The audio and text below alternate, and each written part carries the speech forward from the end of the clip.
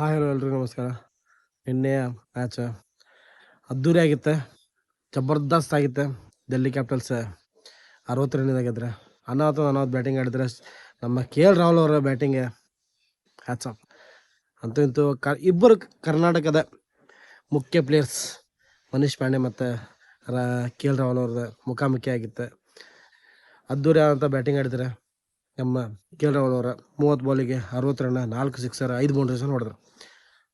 ಚಲೋ ಒಂದು ಟಾರ್ಗೆಟ್ ಕೊಟ್ಟರೆ 203, 5 ವಿಕೆಟ್, 20 ಓವರಿಗೆ ಚಲೋ ಒಂದು ಟಾರ್ಗೆಟ್ ಕೊಟ್ಟಿದ್ರು ಕೋಲ್ಕತ್ತಾ ನೈಟ್ ರೈಡರ್ಸ್ಗೆ.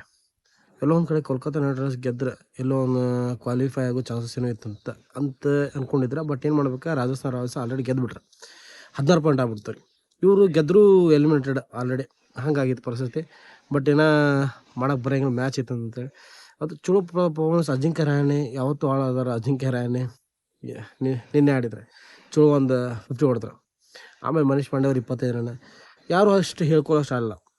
ರೋಮನ್ ಪವೆಲ್ 29 ರನ್ಸ್ ಚಲೋ ಹೊಡೆದ್ರೆ. ಬಟ್ ಭಾಳ ವಿಫಲ ಆಯ್ತು ಬಾಲಿಂಗ್. ಕುಲ್ದೀಪ್ ಯಾದವ್ ಬಾಲಿಂಗ್ ಅಂತೂ ಅನಾಹುತ ಬಾಲಿಂಗ್ ಹಾಕಿದ್ರು. ಕುಲ್ದೀಪ್ ಯಾದವ್ 3 ವಿಕೆಟ್ ಹಾಕಿದ್ರೆ, 3 ಓವರ್ ಹಾಕಿ. ನಿಗದಿ ಅವರು 3 ವಿಕೆಟ್ ಹಾಕಿದ್ರು.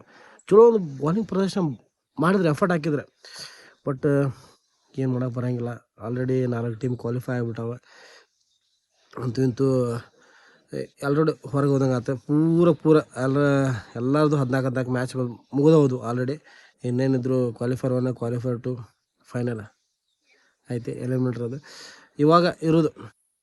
ಇವಾಗ ಆಲ್ರೆಡಿ ಕ್ವಾಲಿಫೈ ಆಗೋದಂಥ 4 ಟೀಮ್ಗಳು: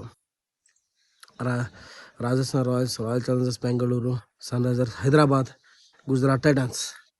ಈ ಸಲ ಕಪ್ಪು ಯಾರ್ದು? ಪ್ಲೀಸ್ ಕಮೆಂಟ್ ಮಾಡಿ ತಿಳಿಸ್ರಿ, ಈ ಸಲ ಯಾರು ಕಪ್ ಗೆಲ್ತಾರಂತೆ. ಸಿಗ್ತೇನೆ ನೆಕ್ಸ್ಟ್ ವಿಡಿಯೋ. ಬಾಯ್.